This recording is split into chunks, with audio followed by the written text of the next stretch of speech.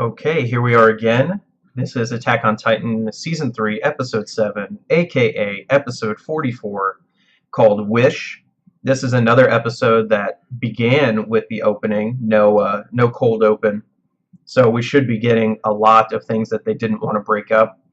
I've got to admit, this is the episode of the season I've been looking forward to for a while. I'm very eager to see how the animation is done and how they handle some of the things that are going to be in this episode. So without any more talking, let's see what's going on.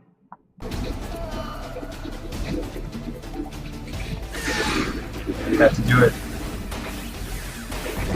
In another world, these people would not be enemies.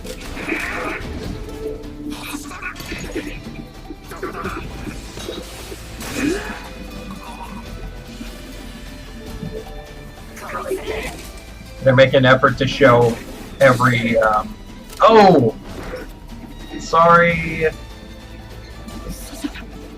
They're making an effort to show us that everyone in the class is going to kill another human being in this scene.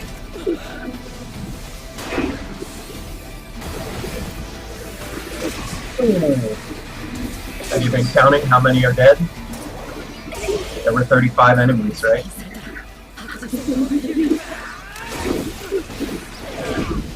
Mikasa would always have the advantage.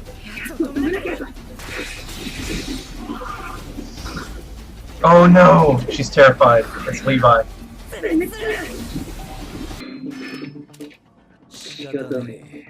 They replaced the whole barrel. That's cool. Hanji is very reckless. Yep.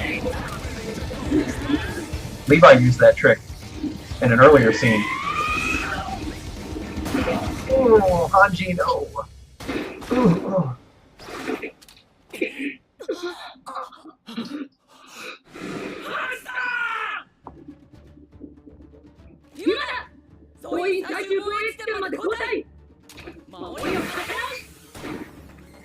Where they'll have the advantage because they don't have the smoke and stuff.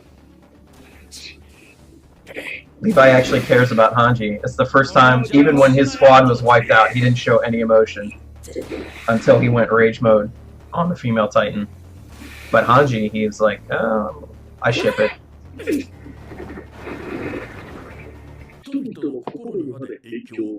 Ooh, very nice detail in the illustration. We didn't get in the manga, that panel is not very detailed.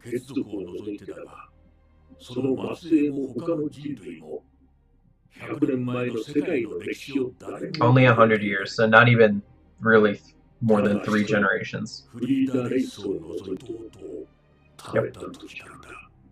That's such a horrible thing. Okay, so this is another example where you see in Attack on Titan, there are really no good guys or bad guys. Like, the royal family here, with them passing the powers, you could see she was basically in moral, psychological agony. Like, this is a thing that they regularly had to do to pass the power down, was to, like, consume their own relatives.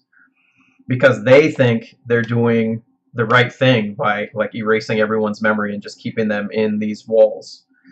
It's not that they're evil, it's that they actually think it's the best thing for everybody. And they put themselves through, like, consuming each other to do that. It's not like they have an easy existence.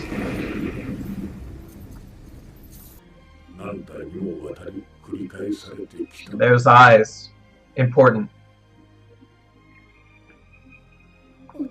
That special effect on the eyes, I'm glad it's very obvious.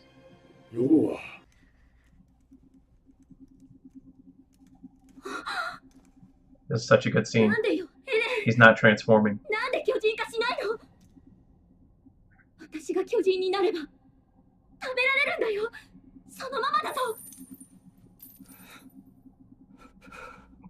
He welcomes it.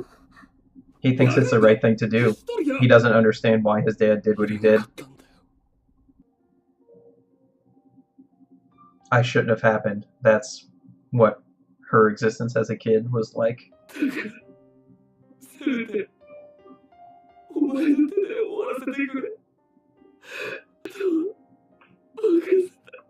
You got to give some props to Sawano because the music makes the show so much in moments like this.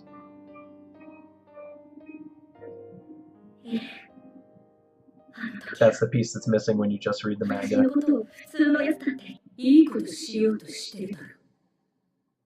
Oh, remembering Ymir.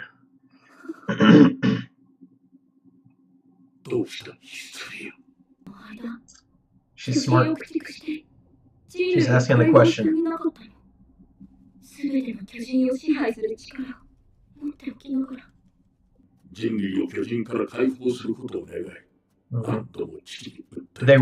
They're good. They wanted people to be free. But he couldn't, they couldn't do it. Yes. Great musical moment. Grab that bag.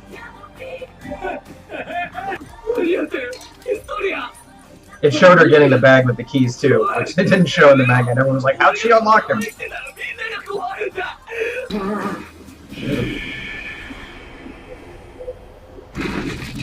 Yep.